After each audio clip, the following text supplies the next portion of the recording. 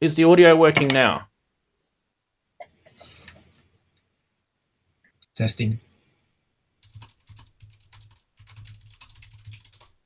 Testing the audio. Testing.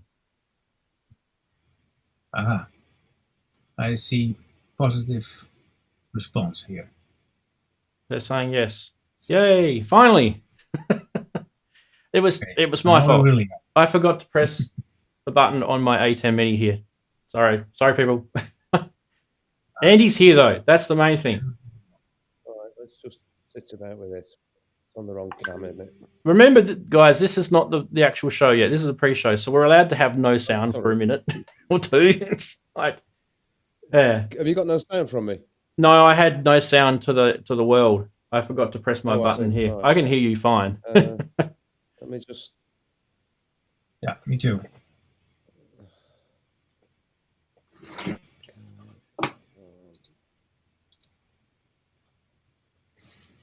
Okay, you're looking okay there, Andy. So you're good. We just haven't had Darren. So if Darren's not going to be here, we will change his window to the chatties. Or maybe we'll change it to the chatties just for now.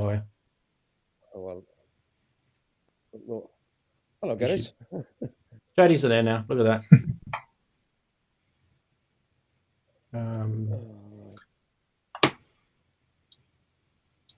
There you go. And if he turns up, he's just turned up. Hang on, what's going on? He's here. Right. Better and better. It took quite just when I changed that to get this working today. So. Look, there he is. There. See? Yay! I can't hear you. Screen of Darren. Sorry. We can't hear you. It's not our end, even though it could possibly be our end, but it's not. It's your end, Darren. See what happens when you go away for a week? It just, nothing works, right? I swear, I've touched nothing. This computer has sat here and done nothing for a week, and then I come back and nothing works. It's like it's punishing me for like not giving it attention or something. It's needy. You need to go online every day. Yeah. It's needy. You got to feed the disease. Come on, Darren, sort yourself out, mate. Everyone can hear us. Cool. Good. Yeah. Big thank you for everyone to join us. I'm sorry about last week not being here, but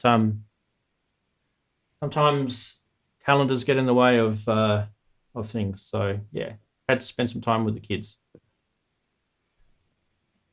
I'm speaking as well.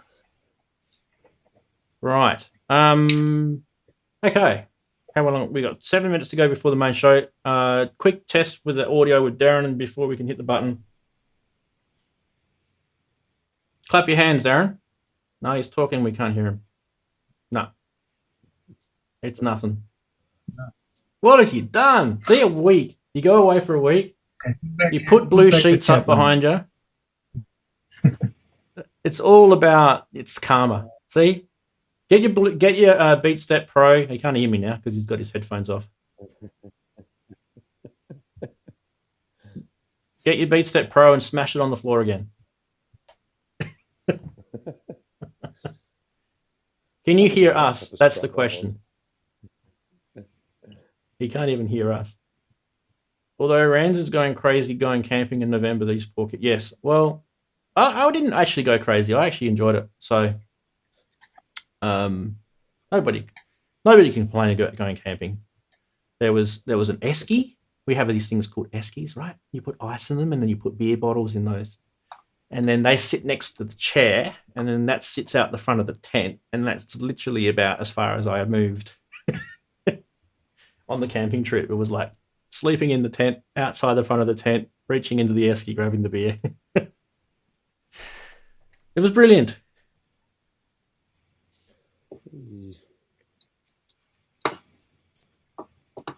Right, 5 minutes before the show starts. So this is, Gerrit, this is why we do this little pre-show, because there's always teething problems, and you only can do it when you're streaming.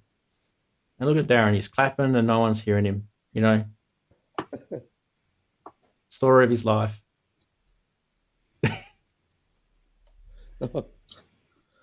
There's always a problem child somewhere. If you go into Darren, is your mixer switched on? if you go into the If you settings switch of it- if you switch the sound card call, on. Darren, check to see that you've got the right audio interface selected on that You settings. plugged your mic in. Go I'm back to sure he basics. has. Don't forget, he's reconfigured his studio, so it's entirely Yeah, possible exactly. that he hasn't That's connected it what- properly. Everything's been unplugged. Yeah. Well, we can run the show with you doing sign language if you like, or you could just get a piece of paper and text her, and you could write notes, hold it up, give us scores out of 10. I think he's reconnecting. Oh, he's reconnecting. Nope, not working.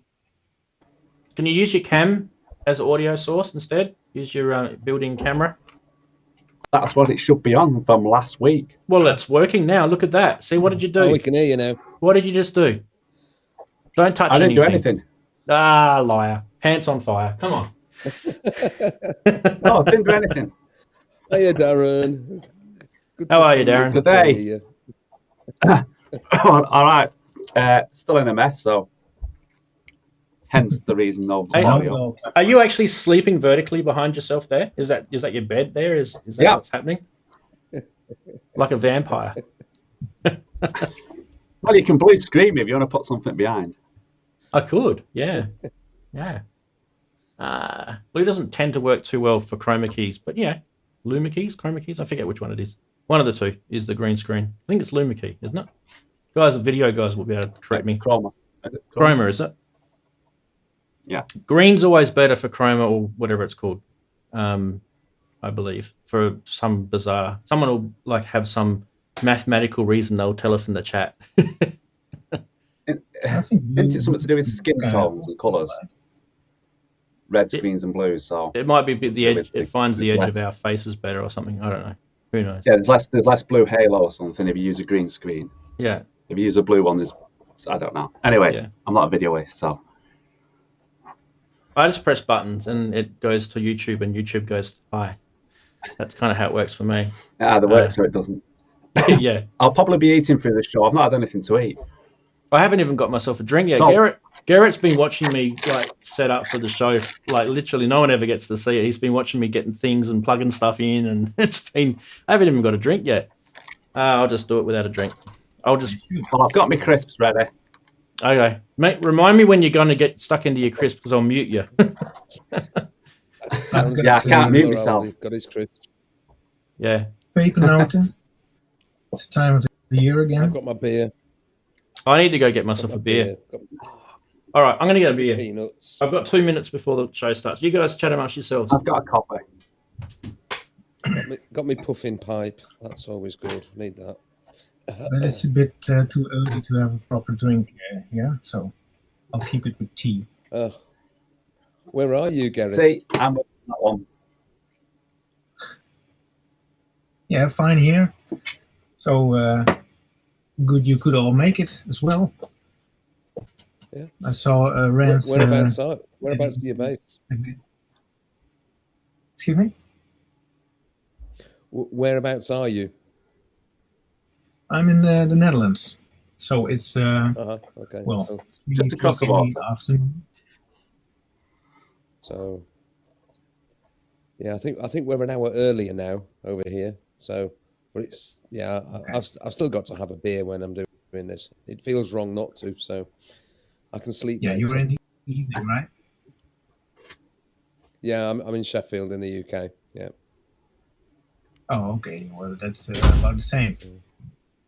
All right, here we go. Darren's across the hill to Wah! Manchester. And he's got a beer. Guess Yeah, what? fell there. Just in time to do this. Ready, set, go.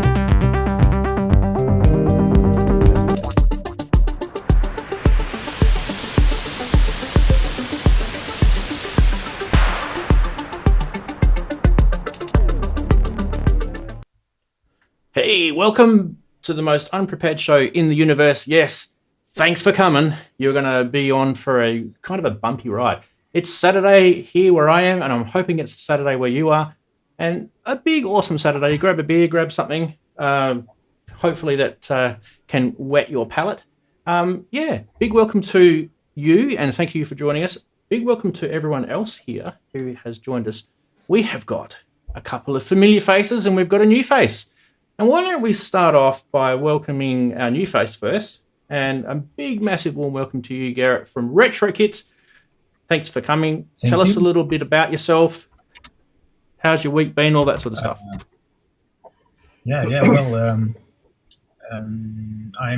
Well, I'm Gerrit. Together with Albert, I'm doing products for Retrokits. We think of products and just make them and hope people can use it. We try to make stuff which simplifies the life of the electronic musician, connecting stuff and bending some MIDI stuff and gate trigger stuff, all kinds of stuff. Fantastic. And how long has Retrokits been going for now? It's been quite a few years now, hasn't it? 2017? Yeah, I think Albert and I were working with MIDI stuff quite a bit longer, but the Retrokits came to life about 4 years ago. Yeah. Actually started out with when Korg decided to do those Volca range, so that must be 2016 then. Yeah, right. And then we started with the RK002 cable, which you could do some MIDI bending on, so you could play around with the Volcas in different ways. And that kind of expanded to other products as well. Fantastic. Well, we would definitely be getting stuck into some of those products a bit later on. And so some of us who've never, ever actually seen any of the Retrokit stuff, you're in for a treat, because I guarantee you they are actually very, very useful. I've got one sitting right here, and I've got another one sitting over here, and we'll talk about those in a little bit. But also, a big, massive, warm welcome to you, Darren. How's your week been? 2 weeks been since I've last seen you. What have you been up to? It's good, and it's bad, but not bad in it's just an inconvenient, let's put it that way. So, studio went down, bleached it down, as you've probably seen bits of. Then I got called back to work, which is good, but bad because I have no time to start putting the studio back together. So it's in a bit of a limbo state. Ordered something, which I can't continue to do the studio without, and I've heard nothing from them, even though I've emailed, and they've not taken the money, so I'm not lost out on the money. But the studio is in a complete limbo state at the moment. Hence the bit of a dodgy audio at the beginning. Yeah. But other than that, things seem to be fine. You got there. You're on. You're on the camera, and you're talking to us, and you got your vertical bed behind you again. All good. Yes. So yeah, we'll get to you a bit later and find out what else you've been doing. But I do also want to say a big hello to Andy. Been a while since we've had you on the show, mate, and it's I know you've been a little bit crook, and you're probably better now. And just big welcome to have you back anyway. Yeah, I've had a full 2 weeks off. Thank you, Doctor. On the mend. Very much on the mend. And yeah, it's just been nice to be fair. I mean, I really was just absolutely exhausted, and it's good to be back. It's actually been an interesting week, because I downloaded the upgrade to the MPC and have been thoroughly entertaining myself with that. I mean, that I've been having a bit of an uphill battle with the MPC, but one of the things that this has done immediately is it stopped me trawling through endless crappy samples of bass drums that I'm not interested in, and just immediately I got drums that I like going, and it's just been brilliant. I've loved it. So that upgrade for the MPC for free, it's brought a huge smile to my face. I've enjoyed that. And this very morning, based on a hint that was dropped by Jamie Gia since, I've bought a TD3. I couldn't refuse it at the price it was being offered by I think it was Digital Village, £82. So I thought, sod Wow. it, I'm having it. So Wow. obviously that won't arrive until Wednesday, but I thought, right, no, I'm gonna get it. So if you're interested in getting a TD3 or another TD3 or another 2 TD3s, Darren, have a look at Digital Village because they're selling them off pretty cheap. Fantastic. Well, that's good news because you're getting gear in your studio. You're on the mend. You had your couple of weeks off, and you've been mucking around with your MPC. So I mean, as far as if we were your tutors, we'd be giving you an A for effort. Absolutely, an A for effort. B plus for effort. Actually, B plus. Truth Okay. be told. All right. And also we have to say good day to all of the chatties who come every week. I don't know why. Put up with me anyway. But a massive, big, huge thank you for you guys who come back every week and enjoy the show. And I really, really do appreciate your company. So, yeah, tell us a little bit about what you guys have been doing since the last show, which we had the Torso Electronics guy. Yeah, and then we had a week off. And I don't know what you guys do with yourselves. I was drinking beer camping, so whatever. But if you actually are new to the show and you're thinking, who the hell is this idiot?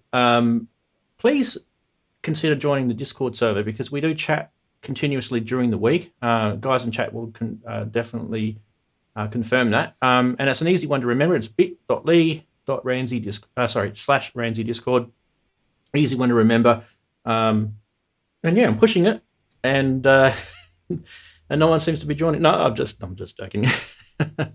Right, okay. Shall we get started with the usual crew of things? Yes, we shall. We will hit the funny side.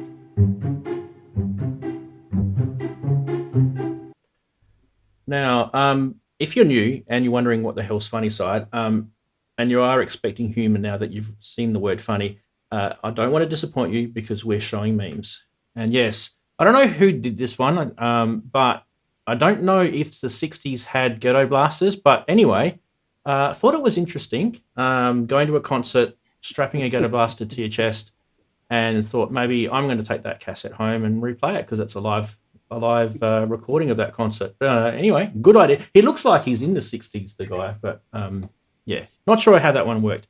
Anyway, moving right along, I thought it deserved a mention. Homer Simpson seems to have got himself a Roland Gaia or Gaia, or however you want to call it. I mean, I really don't mind how you call it, to be honest, but he seems to be quite pleased with himself that it's got 64 voices of polyphony. I mean, that's probably that's the selling point of that synth. And then when people get it, they tend to move it on pretty quick. Right, next, we have got a snare joke, yes. Who here has... Look, I feel your pain, okay? We've all got regular anxiety. Now we've got COVID anxiety. And now we've got, well, election anxiety is kind of over now. And then there's seasonal depression and worried about global warming. And the biggest one of all, your snare sounds like shit. Yes. What are you going to do about that, hey? It's nothing you can do. Just accept that if you do R&B type beats, your snare's always going to sound like shit. That's just how it works. Anyway, God, I'm going to get in trouble for this week. Yep. The haters will be after you. The haters will be after me. Whoa, dearie me. Dearie me. So this spot is for the handicapped only. I like to put auto-tune on my mix bus. Sorry for bothering you, haven't I? Obviously, he's handicapped. Dearie me. Any of those memes worthy of appearing on this show? Because I just randomly. They were actually quite funny this week, Ramsey. Well, put your hands up if you haven't played a synth in your underpants. Come on, like Homer Simpson was. That's what I was saying to Gerrit before, wasn't I? I was saying, see, people play synths in their underpants. It's a thing, right? Yeah. I've been doing it all week. I mean, you know. Now we know where it's from. It's Homer Simpson. Homer's allowed to do anything in his underpants. All right, cool. Right, next is news. Now, I'm going to put a caveat on news this week. I am not going to go there, and you know where there is, right? I'm not going to go there because there has been done to death. So please don't ask me why I'm not going there, because there does not need to go. And we're going to roll the stinger. Why is that going there?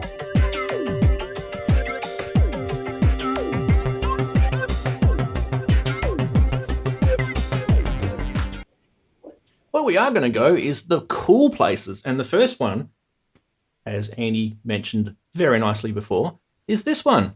Wow. Look, if you've got an MPC, and I'm talking about MPC Live, MPC Live 2, MPC X, MPC 1, and also an Akai Force. So there's 5 different products. You get a free update and you get a drum synth. And it's not just a sample playing drum machine. It's actually a proper drum synthesizer. And it's a free update. And without further ado, I think there's a video which we can go like this.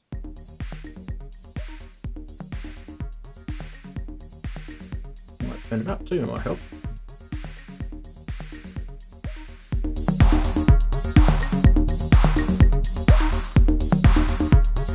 Hi there. In this Force Academy video, I'm going to show you how quickly you can create a pattern from scratch using drum synth using Force's step sequencer. So let's start our sequencer, add our kick, add some toms. It's worth looking at this, because you'll see how cool this is. Now the great thing about using our grid on Force is that you can be really creative to make patterns. This is really the iconic step sequencer style that so much electronic music came from. Drop our snare. And it's not a shit snare. It's a good snare, that one. Let's add some more percussion. Thanks, Andy. I'm not talking about you, Andy Books. The other Andy, the Akai. Now this kit comes from the brand new Zombie Nation drum synth expansion, which is coming out real soon.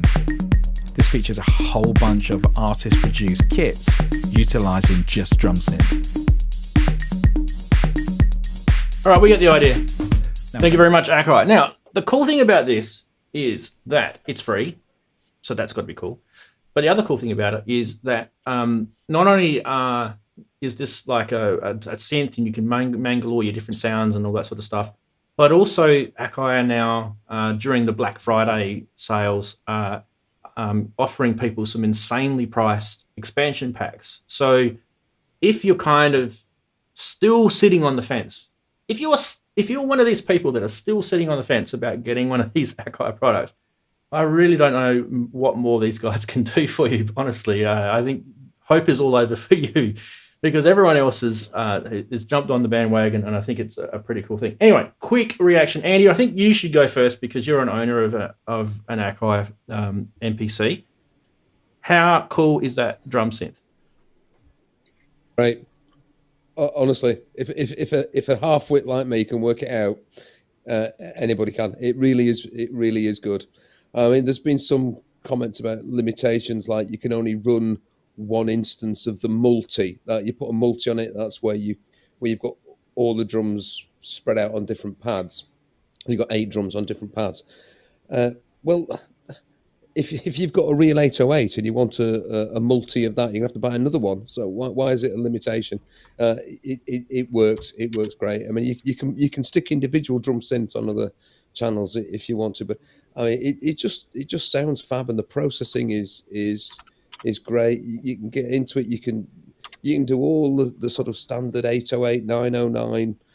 So I mean, but it goes way beyond that. It really goes way beyond that. And very quickly, you can have it making all sorts of funny and interesting tones in a percussive manner. Oh, I've loved it. It's been great fun. It's been great fun. So it's a real. I think it's a real good selling point. Okay, I mean, there's a massive other stuff stuffed in that box which I haven't even begun to scratch the surface of. But that one upgrade has really brought that machine to life for me in a way that I was struggling with before. So I think it's fantastic. I really do. And like I said, if you've already got one, it's not going to cost you anything. So stick your USB cable in the back and upgrade, because it's great. Yeah. Well, I think well said too about that. Like if you're struggling with it, it might have been just the sample or organization of yeah, I mean, samples, it might have been that world for tedious you. trawling through stuff. Yeah. Yeah. I mean, for some people, they'll be used to that sort of thing because they do it on their PC plugins or VST plugins and stuff. I've never really done that, so it was a bit of a what? No, that one's shit. No, that one's shit. No, that's not what I want. That's nearly right, but no. And I got it just drove me nuts. So and then immediately I just suddenly put an instance of it on a track and started playing and go, I'm going to tweak that and just tweak. It was so quick, and it sounds. It can sound analog. It can sound acoustic. You can have sample type sounds in it too. So you can get a whole range. But yeah, it's so much more fun than training through a list of tedious R&B bass drums and snares, which the thing is full of. Oh God, another one of those. So it's been brilliant. I can't recommend it highly enough. It's just fab. Awesome. Another pro tip for you, if you're actually using the drum synth, is you can sample itself. So it is a sampler. So not done that yet. And then you can layer that with some other samples. So it like the possibilities are endless. Now, Gerrit, what about you? Are you kind of starting to bite the bandwagon of the Akai Force or the MPC? Well, this I must say, this looks very nice. I'm not really familiar with the internals of that Akai, but I've seen it come by a few times lately, and it reminded me on that update that Roland did on the FM drums. Like synthetic, synthetic drums, but no samples. But that you're able to create your own drum sound with another type of synthesis. So this reminded me on the Kong drum on Reason. It's also some kind of similar. Yeah, so sounds very interesting. I didn't know this show would be that dangerous in feeding my gas state. Mate, if you're getting gas from the crap that comes out of my mouth, then there's a problem. Cost you fortune being on here. This will be the last. Well said. Darren, what about you? Are you quite there yet, or are you still miles away? Are you still angry with the world? What's going on? Angry with the world now. Well, money situation, so there's no chance of me getting anything for a while. It's a drum synth, and you can mess about with it, and it sounds good. So without actually trying it and having it, it's hard for me to really say, but it sounds good and it works. Having it on your Akai Force or your One, great, isn't it? You've got the step sequencer that's really good to use. So I can't knock it, but I've not used it, so I can't really say a great deal about it. But with it being a synth rather than sample, at least you can tweak. Your sounds, your drum sounds that you're creating anyway. And like you say, if you can sample it back in, so you can then layer it like I do, layer it over sample drums or anything else. That's even better. Yep, it is. Yeah. Another thing you can do to it is you can create your own, patches, your own sound banks as well. So, and I'm sure people will get right on top of that really soon and start releasing their own. And obviously they'll probably make those available. I do like the sampling on drums though, because it sometimes gives a bit of a more rough edge on a beat when you use samples. But when the product is filled with all those presets, like you just told me with the R&B stuff, then sometimes it can be a bit tedious to walk through all that stuff. So unless you have your own kit already somewhere prepared and can try it out on that new machine, then maybe it's something like this to just create your drums from a virtual drum synth and could help, I guess. Oh, absolutely. Yeah.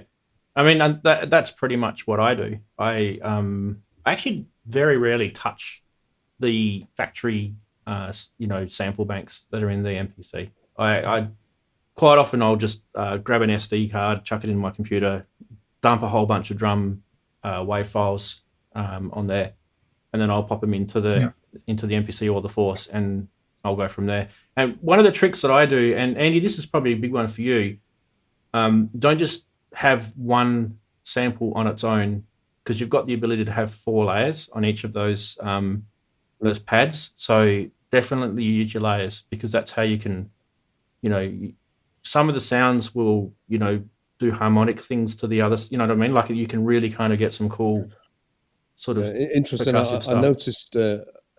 I went back and watched Lupop's first video on the MPC a week or so ago, and he mentioned that, and it was something that I'd sort of forgotten and missed.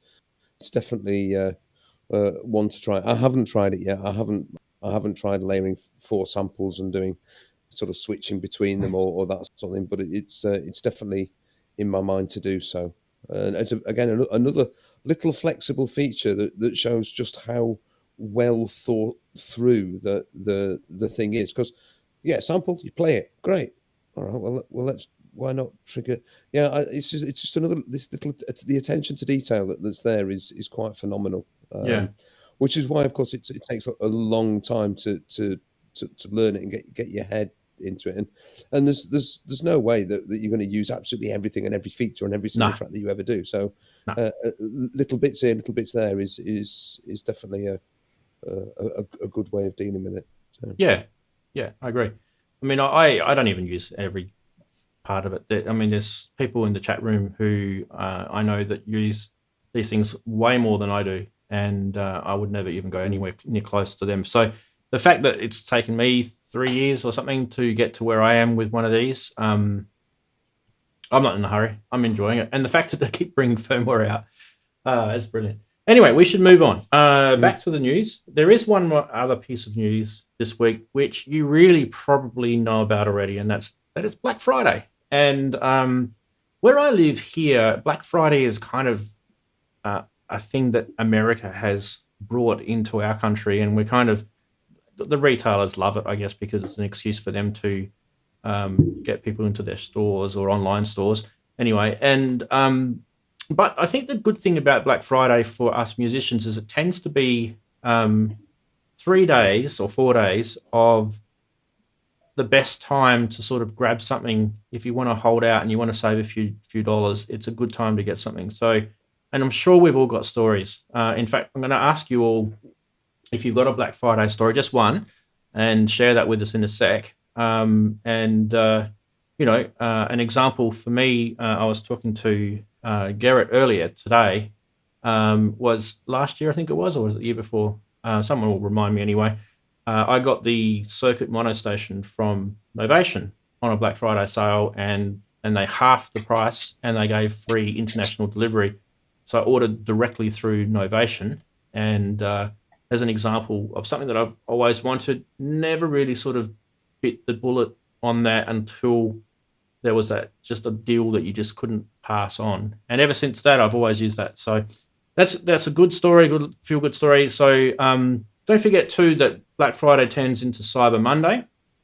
We're going through it right now.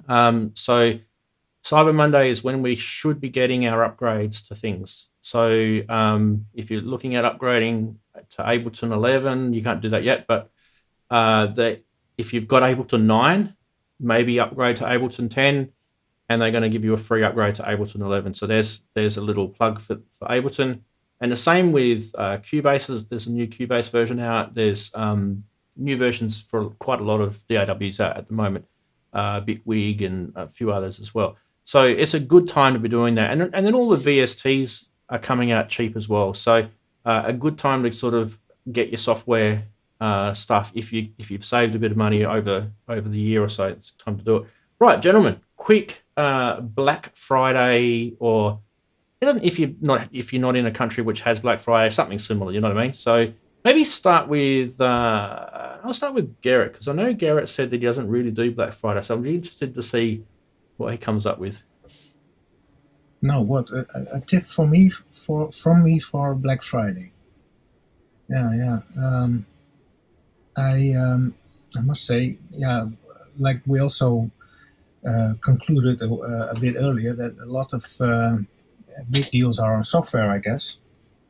So like there's a 909 emulator VST, which is pretty good, which was a third of the price. Some of the Sine Vibes plugins for the NTS and the Minilogue XD. Yep. Yeah, stuff like that. And that they give you the FM stuff as well, don't they? Yeah. So that's going to be cool. Yeah, that's a good one. I like that one. Yeah, good point. All right, Darren, you're up. You'll be pleased to know I have never bought anything on Black Friday or Black Friday week for a few reasons. One, I've never normally got the money at this time of year, which is a right pain. Two, there's never been anything that I've actually really wanted that's on a Black Friday deal when it comes around. So that's a pain. Yeah, I've had those two reasons, I think. I think I bought some software on Cyber Monday once. That was probably about a year or so ago. I think I got an isotope. I might have got an isotope. I think I went and got the vocal synth when that was going really cheap. But other than that, no, I've never bought anything on Black Friday. Right. It's a good. Well, I was going to say it's a good point that you raised because, like, you know, it might not be as big in the UK as it is in the US. Do you know what I mean? Like, it's definitely in the UK now. You can't sort of maybe 5-6 years ago it wasn't. Yeah. Do you know what I mean? Like, it's really only just in the last 5 or 6 years started to embed itself. Yeah, it's Black Friday week, really. Yeah. And it's like I say, there's never been anything that I've actually really wanted that's been on a deal at Black Friday, it's always the case. You know, because you've got to be careful. You don't want to go out and buy things just because they're cheap. You've got to want them. So, you know, just buy it for bought the sake such and of it, such, you know, That's less than half the price, and then it sits there in the studio doing nothing because you didn't really actually want it. It was just the fact that it was cheaper. Yeah. I don't know who does that, but anyway. Same with tellies. Everyone goes out and Don't say buys a that. big 50-inch telly when it's cheap. Tellies, yeah. I'm sure they're on the verge about 2 years later. Andy, your turn. Oh, well, I would have been able to sit here and say, nope, not bought anything. No. But of course, I did this morning. So I did go out and buy the TD3. I was thinking about it anyway, but not necessarily as an imminent purchase. So when I saw that there was this special offer, I know I feel a bit strange about things like Black Friday and all this sort of hyper commercialism that's lumped, and it stems back to when I was living in Germany. Occasionally you'd see a sign that said special offer, but not very often. Certainly you never saw anything that says, you know, sales like we have here in England, you know, and in January, the January sales. Because the point of view, and I think it's sort of enshrined in law that, you know, 2-for-1 deals is not right. If you get 2 for 50 quid, then 1 should cost 25. End of, full stop. That's how much it costs. So let's stop messing about. And therefore, if it costs you 25 on day 1, it should cost you 25 on day 365 too. And there's a certain sense and logic in that. Now it's been a long time since I lived in Germany, so I don't know if that's still the case. But it seems to me that that's an honest way of dealing, and 2-for-1 offers is just the way of actually making you buy more than you really need because you think you're getting it cheap. And actually what you're probably doing is spending more than you actually really need to in the first place. So I've always been slightly uncomfortable, but still, you know, when you see a bargain, you've got to go there sometimes, haven't you? Like I did this morning. So I'm a bloody hypocrite. No, you're an There's opportunist. too much acid going on now. Sorry, Darren, what was that? Yeah, we didn't hear that. There'll be too much acid going on now. Nah, Can you have too much? there's no such thing never. as too much acid. Yeah. Just said in the chat that you can't have too much distortion either. Because you can.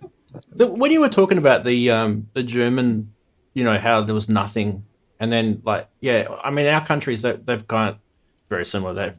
Businesses are always on sale. So, you know, when is it not on sale?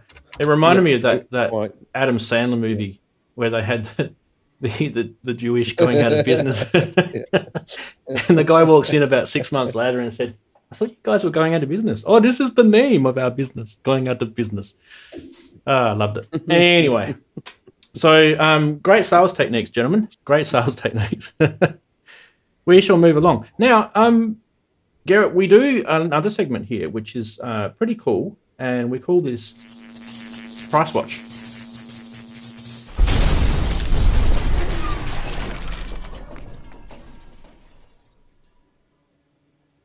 And I don't know how it happens that each week I manage to find something for this segment. And yep, here it is again. This one was kind of funny.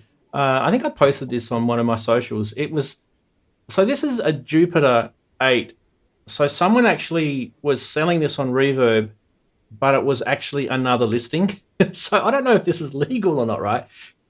But when you actually clicked on this listing in Reverb, it went to show like screenshots of another listing somewhere else. Like I think it was another country, and it was just kind of weird. So I don't know if any of you have ever seen that on eBay or Reverb, where someone's shown us like tried to sell someone else's listing. But I mean, obviously it's kind of pretty exuberant prices for a Jupiter 8 anyway. That doesn't look too bad though, the condition of that. But yeah, has anyone here ever seen that before, where someone is trying to sell someone else's listing? I think that was the first for me, I'm sure. Didn't we see a few weeks ago there was a Cynthia AKS? I think we had a Cynthia AKS where there was one in Italy and one in Japan, and they were the same photographs. We've seen it where they've copied photographs. Yeah. Sorry, what you're saying, Gerrit? Oh, I don't know if I've seen copies this blatantly, but of course, there are local eBay sites, like in Holland you have Marktplaats, and there's I think Craigslist in the US. Mm-hmm. And if you want to see the strangest deals, probably you have to check one of those sites, because there are a lot of scammers on there as well. Dodgy deals. Absolutely. Yeah. Okay, so we have also got another one, which I just found today. I was thinking that I only had one for the show, but no, nothing ever disappoints. This one is Roland's JV expansion boards, and aren't these starting to get pricey? And I guarantee you, we were talking about this a few years ago. I actually might have been Darren and I actually talking about this, the JV expansion boards, a few years ago. And well, not a few years ago, probably last year would be. So look at that, $700 for it. This one seems to be the most sought after one, the vintage synth one. Now, for those who have ever heard it, it's not that great. It's honestly not. It's vintage. It's vintage. It's not that good. So it's not $700 good anyway. By the way, if you're ever wondering, Roland Cloud. Now, I haven't been on Roland Cloud for a while, but the last time I looked, Roland Cloud did not have the vintage synth JV stuff on there. So someone might be able to correct me if I'm wrong there, but I'm pretty sure it's not on there anymore. Well, not, sorry, it's never been on there. Yeah. But yeah, Roland did a range of 19-inch modules, which basically were those cards, but in a 19-inch rack module. So there was a vintage one, there was an orchestral one, there was a percussion one, and so on. And I wonder how much those 19-inch rack units would cost these days compared to, say, £700 for an expansion card. It might be worth having a check. I can't remember what sort of model numbers these things had.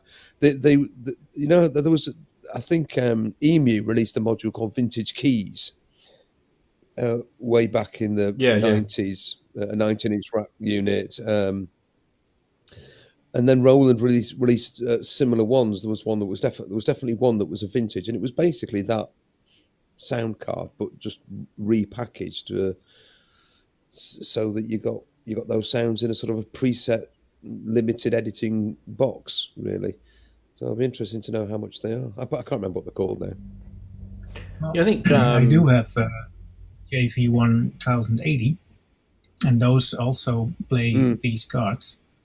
So and those Yeah, go the for, I range. don't know, maybe $200 or something. They're not that expensive. So Yeah, my Fantastic. XP has 2 cards, but it's inside. I can fit up to 4.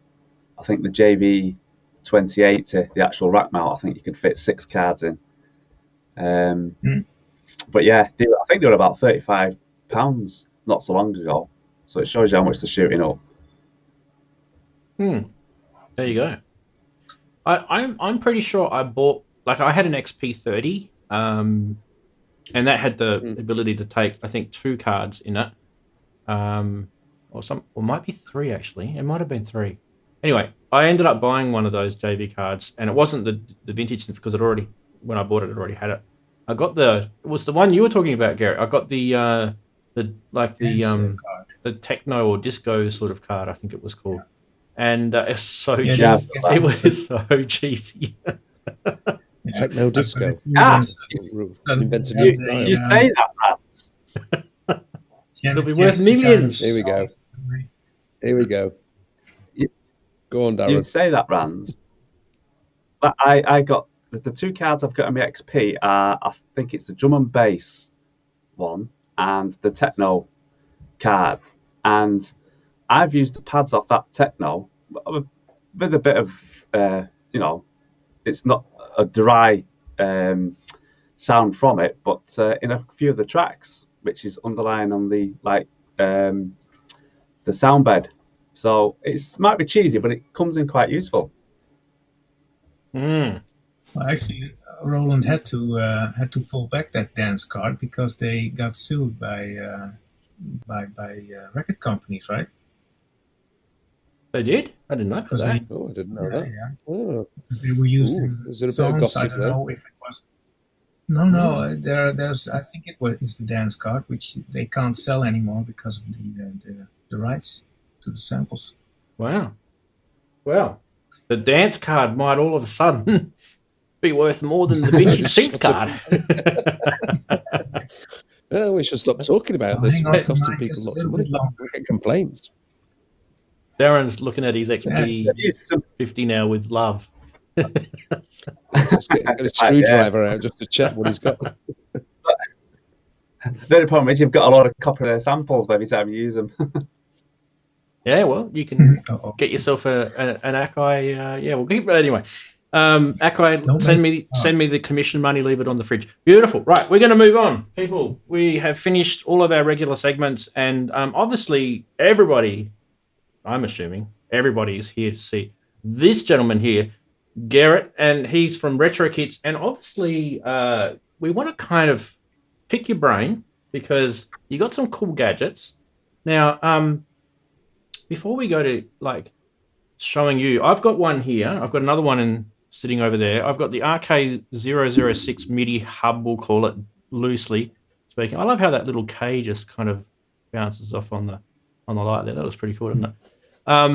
Now, what I wanted to show you guys is how quick and easy this thing is, and kind of from a point of view is I wanted to expand my Akai Force or my MPC so that I can connect a whole bunch of stuff up to it with MIDI and not take up a massive amount of space with a big rack-mounted MIDI port bizarre thing. I just want a little tiny, cute little box that can plug into the MIDI port on the back. And good news is, this is it plugged into the Akai Force. And look at that, 10 MIDI outs. I don't know how many MIDI outs you need, but that's 10. And there's a lot. And it's obviously got some MIDI ins as well. Now, that literally is class compliant. That is not what this box does. And I'm obviously going to go to Gerrit in a minute, and he's going to tell us a little bit more about it. But that is absolutely super cool. Just that alone, and the size of this thing, the form factor, like it only takes up a tiny little space. You can just hide that along the back. Powered off the USB port, really, really cool. And the fact that all the MIDI sockets are 3.5 millimeter. So if you've got something, a lot of the new synths now have the 3.5. So this is the Polyam tracker here. And you can see I'm just using a stereo 3.5 millimeter or TRS if you want to get technical jack, and that will no MIDI cable, no DIN cables, nothing. That's beautiful. All right, okay, let's go to Gerrit. Gerrit, tell us a bit about Retrokits and your offerings and. Yeah. Well, yeah, like I said, we started first with the smart MIDI cable. There was the RK002, which is actually looks like a MIDI cable but has a little processor in it. And the first application for that was well to make the vocal sample play better with the rest of the instruments, because it took up 10 MIDI channels, and a lot of people would like to play it from just a simple keyboard. So that was possible with that cable. And then yeah, there was of course lots of more possibilities. So we developed some other firmwares for it, for K-oscillator, and yeah. And then when the need grew that much for different flavors of that firmware, we also developed a little library so you could create your own MIDI modifiers into it with the Arduino platform. So actually, yeah, you could do a lot of stuff with that cable. And well, that evolved to connecting more stuff together. So then there came the RK004, which was our first MIDI hub, and the 5, which had the USB host, well, standalone host. And well, the 6 is actually more a combination of all those things. It has a USB MIDI host, but also USB MIDI interface with a lot of outputs. So yeah, the unique thing about the 6 is, I think, that you can use it as a USB MIDI interface like you're doing on the Akai now, but you could also plug it into an iPad, for example, or a PC, and they have all those outputs on Ableton. But you can also unplug it from a computer and set certain presets or settings in it, and then use it standalone, because it can host multiple USB devices. You can connect everything together and then just have a central hub for all your gear. And then the other thing is that we use that TRS-A because, well, we wanted to make a very small device.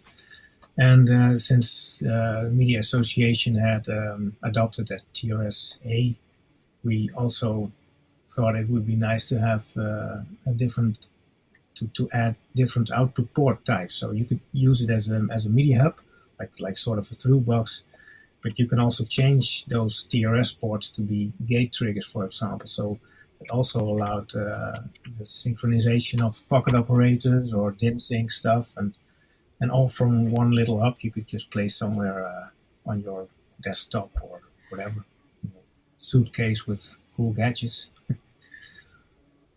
So this, yeah, kind of tries to put everything together for our jam sessions.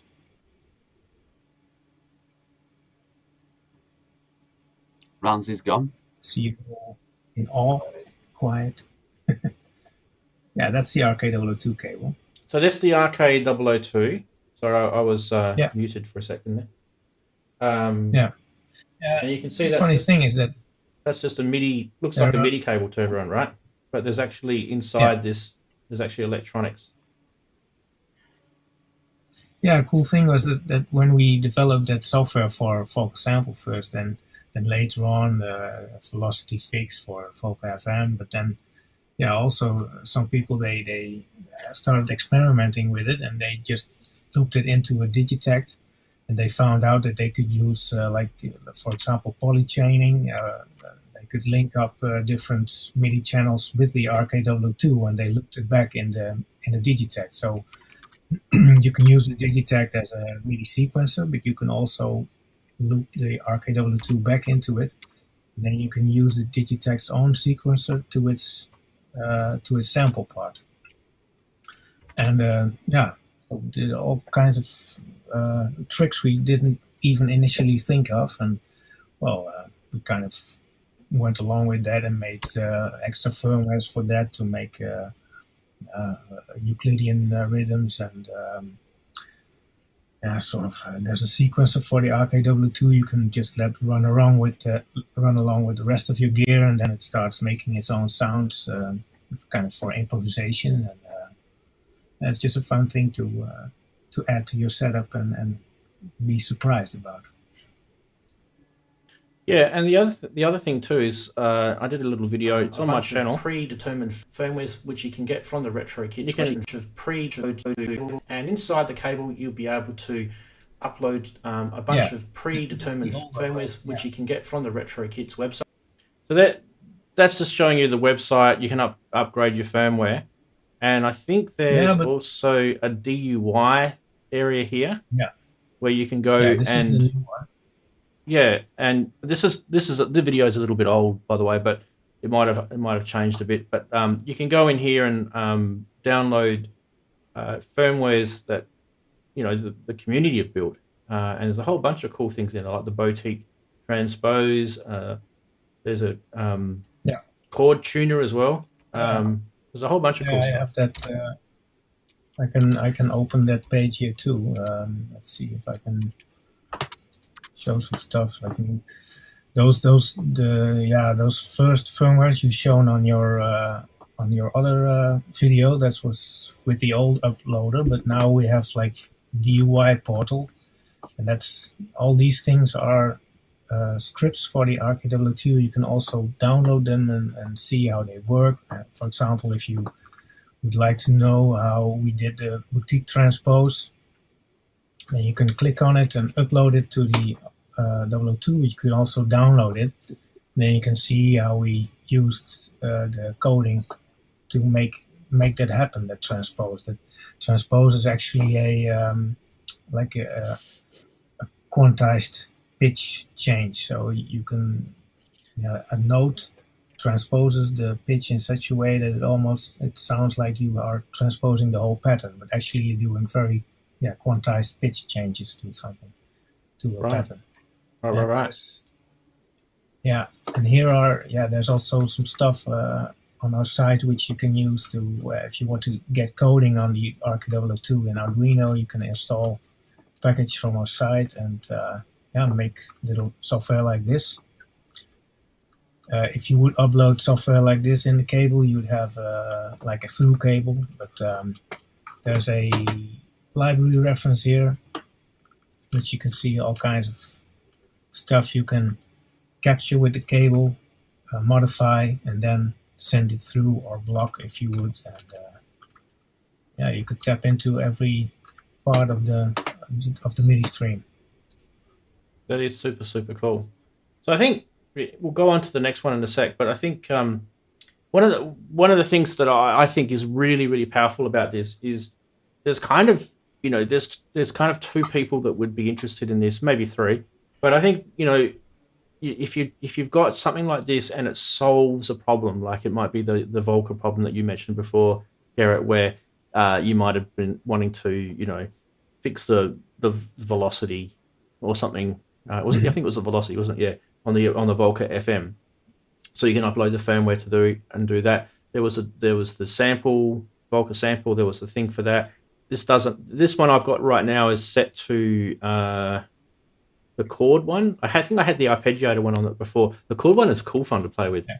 But the other side of it too is if you're not really if you're more sort of the person that likes to tweak and muck around with programming code, as you saw before, there's that DUI portal. You can actually go in and program your own stuff and upload it onto here as well.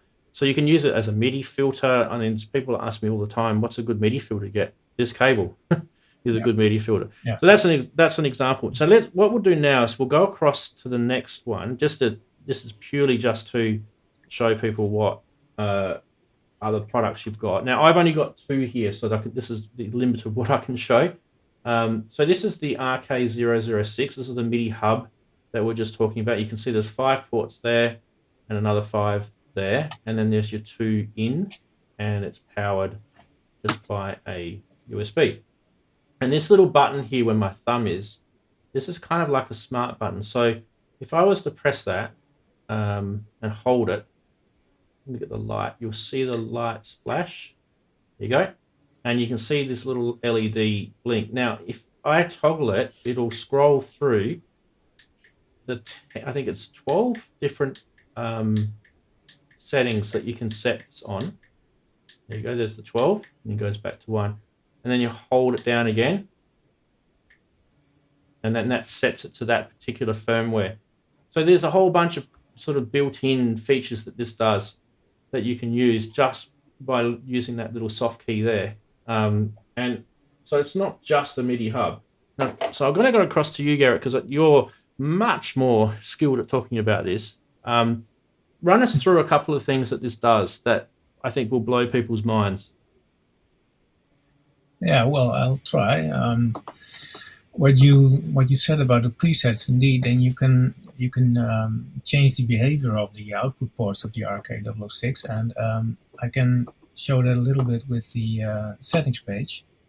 I'll move over to that here, because this is on our site as well. There's a web MIDI which you can use to control all the aspects of the RK006, and the presets you just entered with the little button. You can also see them here. These are our own presets we put in to show what to play around with all those different configurations. Actually, you could press 1, press 2 to access sync for pocket operators and for DIN sync devices like the 808 or stuff like that. And this one 8 is something which it can convert USB MIDI controller to individual gate triggers, and well, the basic one, which is like factory default, is just a big sort of through box. You have 2 MIDI inputs you can merge, and it goes out to 10 MIDI outputs. And if you use the RK6 like standalone, you can also use it as to host multiple USB devices, so they will also be merged into all the other MIDI stuff. So let's say on this one I've connected it to my PC here. I can show you on let's see if I can find that window with Ableton on it. So here you can see I set the second port to be a gate output instead of a MIDI output. And when I now go to Ableton, you can see I can just still use that port, that second port, as from a MIDI track. But instead of sending out MIDI notes, now it will send out gate triggers. So if I connect a pocket operator to it, and let's see if I can find the correct. This will be a crappy camera, I think, but I hope this works. You can see it now, right? Yes. Is it showing a little bit or what? So this first port is still MIDI, but now I've set this second port to gate, and now I just plug in a pocket operator here. Let's see if it's synced. Yeah. So now I can just prepare it to start syncing together with all the other MIDI stuff from Ableton. And when I now go to play in Ableton, now you probably hear it very slowly. Can you hear that pocket operator? Yes. Yeah. So now I have another sync track which only does half the pulses. When I activate that one,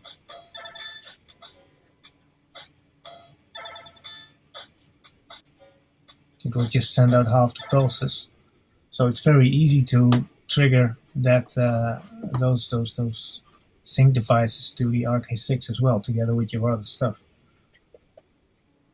Yeah, that's super cool. From the same, yeah. So you could use that in like a Euro rack setting too, couldn't you? Because that's sending out a pulse, and so anything that has some sort of clock or MIDI, a CV sort of clock, you could sort of probably use that. So that's really really cool. Yeah, and here I can try and show you this little setup here. So what's in this little matchbox? Whoop, another one.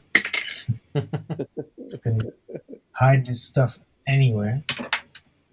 So there's when you use it on a computer, you can just connect it via USB. But we also have a little OTG cable with it, And with this cable, you can change it to be a standalone USB host. So now I plug this in here, and I can use a little hub here to host more than one USB devices. And now for some power. Oh yeah, well, I have a little battery thing here we made for getting 5 volts from a 9-volt battery. So now I started. And now when I connect a little nano pad here,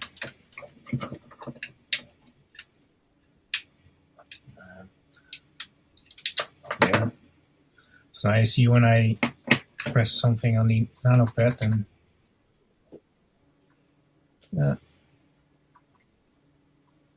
the notes come through to the RK006. I can also connect another USB device to it. Now this is a Blofeld, which is in the back here.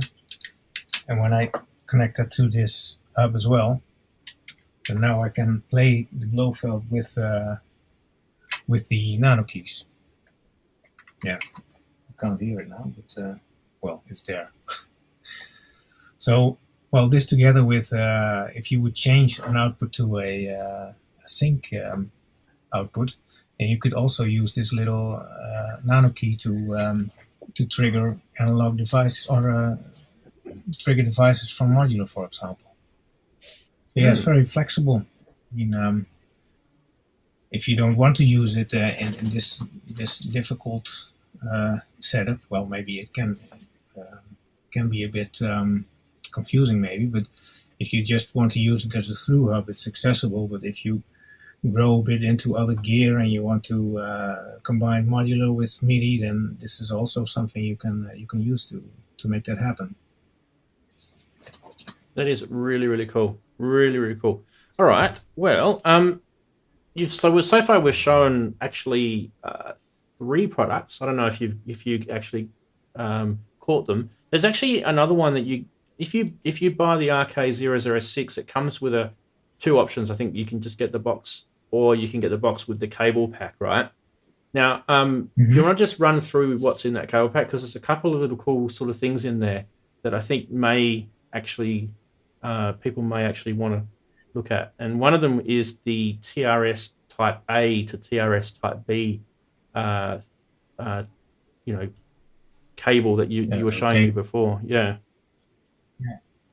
Yeah, we have all kinds of converters for that. There is like in the cable pack, there is, where is the TRS A to B cable now? Yeah, I did show you, and yeah, somewhere now it's gone. But it looks like a normal audio cable, but they have the flipped ring and tip, so here it is. Just this. But then you flip the polarity so you can connect A to B. And then there's also a bunch of these cables, which are 1.5 meter, and you can just quickly connect DIN5 MIDI stuff to the RK006. And there's also just the regular dongles in there, like which you can get also from other manufacturers, but just for breakout dongles. And there's something to connect anything. Yeah, the TR606, which I have here. There's also a cable which goes from DIN sync here to 2 times mini jack. So you can plug this into the RK006 and then set the port to the trigger mode and to the run stop mode of MIDI, and then you can connect like DIN sync devices in an easy way. Wow, I actually didn't know that. That's actually really cool. Yeah. Now there is another cable you've got as well, which it's the I don't know if you're still doing it. It's the MIDI DIN cable with the switch on it. Do you still have that one? Yeah. Where can I show it? You want to come over this way a bit more. That's the There you go. yeah, it's just a little adapter actually, but this one has two inputs, which one is flipped and the other is normal. So you just plug this onto a audio cable actually, and it can then suddenly that cable is a breakout for any TRS A or B device to DIN5. There you go. Fantastic. All right. So what we were saying that there's gadgets. There is gadgets, isn't there? There's heaps of them, and it's really kind of cool how you guys have been innovative with that, because there's like these little holes in the market where these things just fit beautifully in, and kind of they solve problems as well. So as musicians, we're always constantly pulling our hair out with problems with cables and connectivity and that, and it's really, really nice to have these products out there that solve the problems. And a lot of people talk fondly of you guys. So what I thought we'd do now is we'd open up some Q&A, if you don't mind, Gerrit, from people who are in the chat. There's about 40 or 50 people in the chat room right now.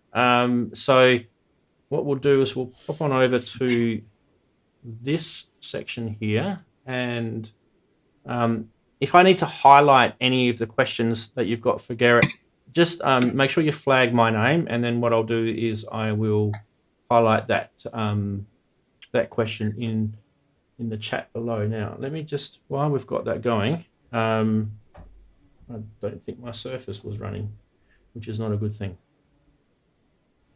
I don't even know if I'm going to need it, but just in case, I'll get it up and running, and we will get, I think I'll click this button. So I've just got to get something started on my computer for it to work. Now, hopefully that works. And sorry, I need to type something in here. This is fantastic for streams. Yeah, well. Hopefully that's not working. It's not working. Okay, so let me just give me a sec. Just got to wait for this thing to pop up. Right, while we're waiting for that, Andy or Darren, do you have any questions for Gerrit just while I'm waiting on? Well, Andy had one in the chat. Do you want to just ask him directly? Yeah, in the chat. Yeah. Yeah, I wanted to ask Gerrit, the RKO6 device. Do you say it's got 10 output ports on it? So it's got 10 MIDI outs essentially. Can each of those ports be addressed separately with 16 MIDI channels? So you've got 10 separately addressable 16 MIDI channel ports. Yeah, it can do that, and it's a bit. That's amazing. That's actually really good. To see that such a small device can do all that, but yeah, you can. You have all those ports fabulous. available, like you saw in the Akai, and you can send a track on MIDI channel 1 to one port, and you send another track to MIDI channel 1 to another port, and they won't conflict. So you can really use them independently. Exactly. Yes. So each port, can each port only address one MIDI channel, or can each separate port address 16 MIDI channels simultaneously? So, like, if you've got a 16-channel multi-timbral synth or sampler, you can have that on one port, but responding on full 16 MIDI channels. Yeah, absolutely. That's brilliant. That is absolutely phenomenal. It's far more than I would ever need at this point. But I mean, it's good to know that can be done. Yeah. If you have a lot of Electro 2 devices, then you just plug them into exactly. RK006 port. Yeah. And the others are still free. Yeah, well, I actually, as the guys know, I actually have two. I mean, I've got my Electro 2 sitting up here. I've got the Electro sampler that's behind me, because that's been sort of retired a little bit, because I've now got the Akai. But I was thinking about, I can stick one of these out of the back of my MPC and have the MPC then actually recognize that device and address absolutely everything else on a separate that's pretty brilliant. That is. I think you've just sold another one. Yeah, don't forget, Andy, that your MPC is also a MIDI USB host as well. So it is. So as I was showing you before, I don't know if I've still got this up and running. Let me just double check. Yep, I do. Okay, so as I was showing before, I've just literally plugged the RK006 into this FI Force. You've got the same firmware on your MPC. Yeah. If I unplug that, like, so I'm going to do that in front of you, you'll see it all disappear. Okay? If I plug it in, Yep.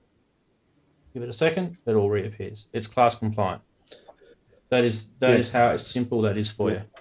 And then that is literally, that's in your MIDI sync menu in the preferences. So then when you go into you set up your tracks on your MPC, you'll be able to access any of those ports on the RK006 directly from setting it up. Now, I can't show you just on this right now because this possible for me right now, but that's kind of the point there. Now let's go back to chat. Now, which one was chat? I think it was this one. Yes, it is. Inky had a question. Retrokits seem to see a problem in the market and then fix it. Is it a fair statement? How do they come up with the ideas? That's a good question. So, Gerrit, how do you come up with your ideas? Well, I don't know. I just I have a lot of stuff, and sometimes it doesn't actually do what I want. And I'm also I like making music on these devices, so I encounter these problems working with it myself, and that's how these devices come to life actually. So it's more user driven than a synth hardware company perhaps.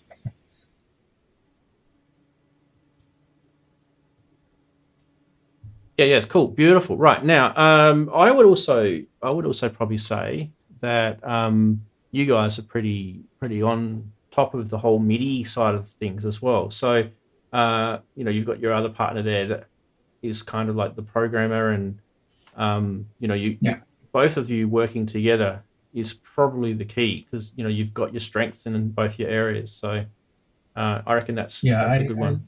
I might have the ideas for connecting the stuff, but I could have never programmed it that tight and fast as Albert does. Yeah. And you're a good team. Like when I have an idea. You're a good team. When I have an idea about what I think would be nice to have in our devices, and then he starts working on it, and then a few days later I get it back, and it's like a new present for me as well. So it's fun for both. That's good. All right, so we've got more questions coming in. There was a good question, Ranzi. There was a good question, Ranzi, from I think Atropeus. I've got it. Yeah, that's the one. Sorry. Okay, cool. Yeah. Could the RK006 merge USB audio from a USB hub to OTG? Now the RK6 only merges USB MIDI, so class compliant MIDI devices. Yeah. So you can plug in a MIDI interface into it, and it will also merge it together with all the other MIDI, but audio devices won't be merged. Okay. Now, next question is from Mr. Mac. He's asked, can you please ask your guest if he could make some USB ground loop isolators a la Arturia BeatStep splitter in both full size and micro USB and C for the future. So USB-C he means there. USB noise is a right pain for all of us. I definitely agree there. So some kind of, that's right. I reckon there's a market for some kind of clever USB noise isolating device. What do you think about that one? Yeah, I think those things are there already, but there are circuits which can isolate the USB, but then product will get more expensive. So I think most devices don't have those things. I mean, we have those audio round loop isolators, which are really which help a lot. But it makes sense to do it on USB, of course, because then you wouldn't interfere with the audio.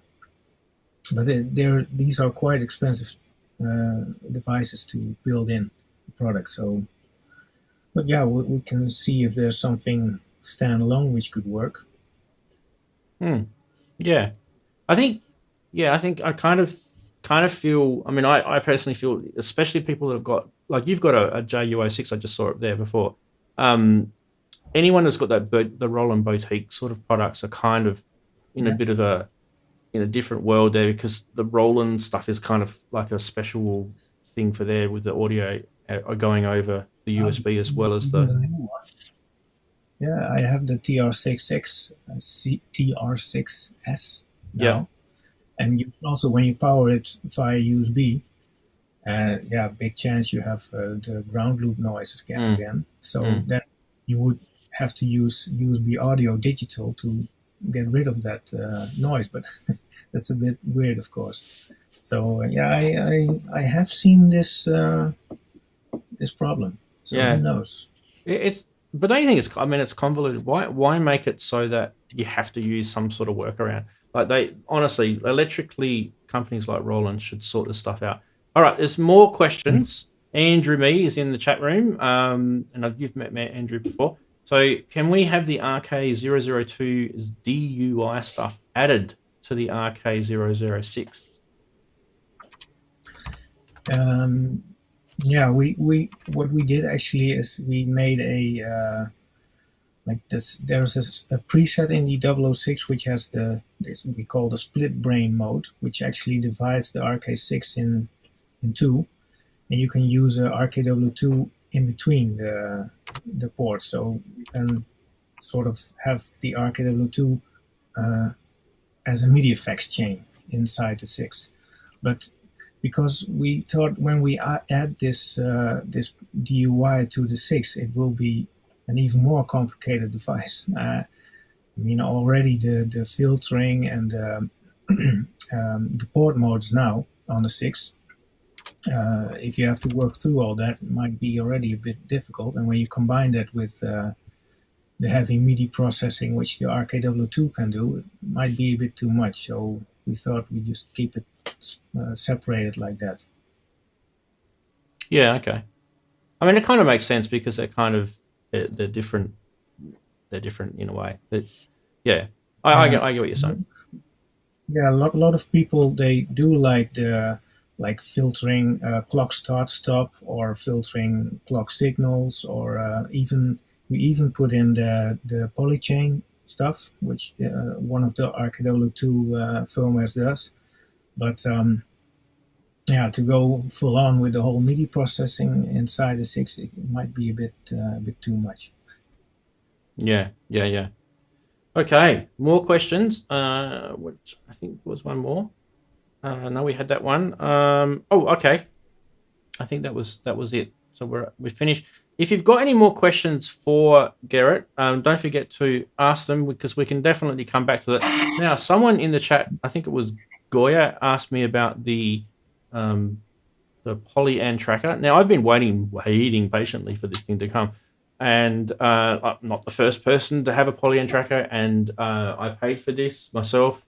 So yeah, I'm kind of really excited by it. Now, I've only had this for a little while, so about all I can do at the moment is because I'm learning this, and it's learning curve and everything. What I can do is I can show you like one of the factory tracks that are on here. So we can go to perform.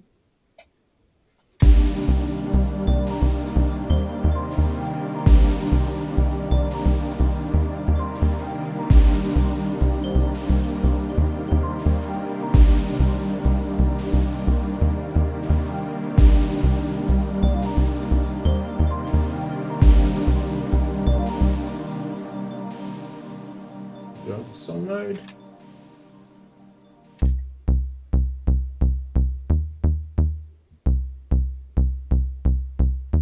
This was a Richard Divine one, if you're wondering.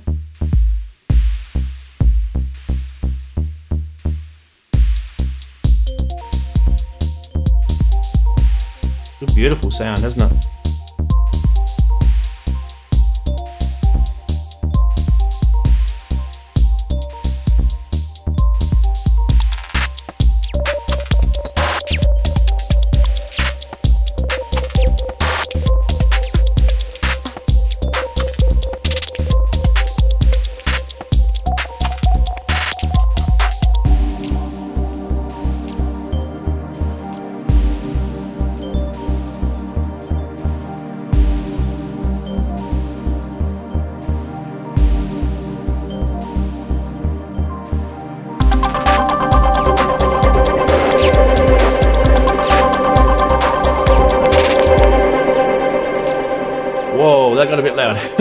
sorry about that. We will just leave it at that. But I mean, that is just a real sort of basic look at the Polygon tracker. I will be doing some kind of noodling videos with my patrons. Big hello to all the patrons, by the way, who have joined my Patreon.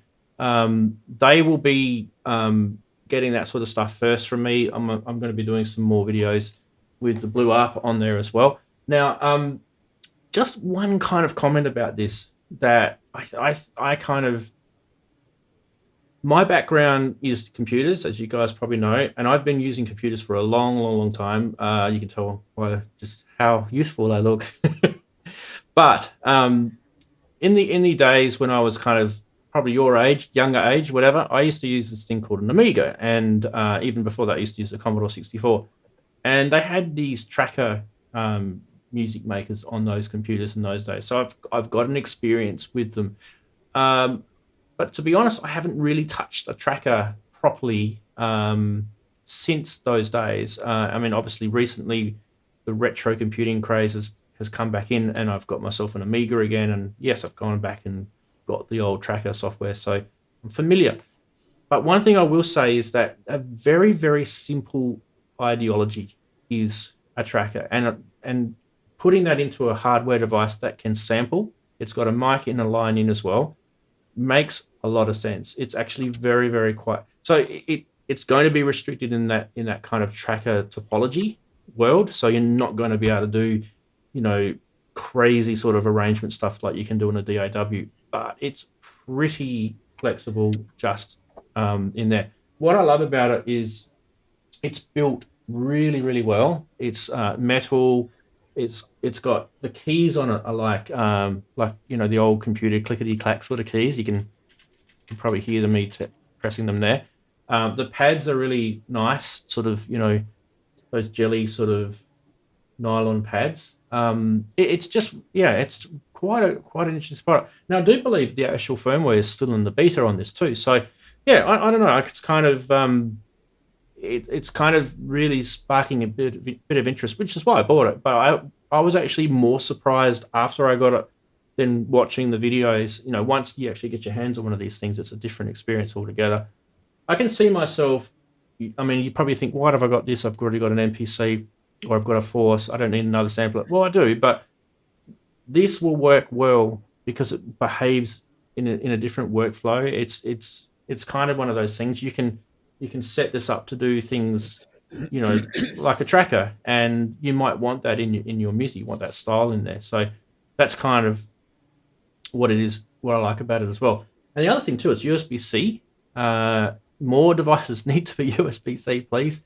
Anyone listening in the world, not micro USB. But the other thing too is that you can plug it into one of those battery power things, and it's really quite light and portable. It doesn't have a battery in it, but you can bring one of those battery mobile things with you. So it's pretty good. Yeah,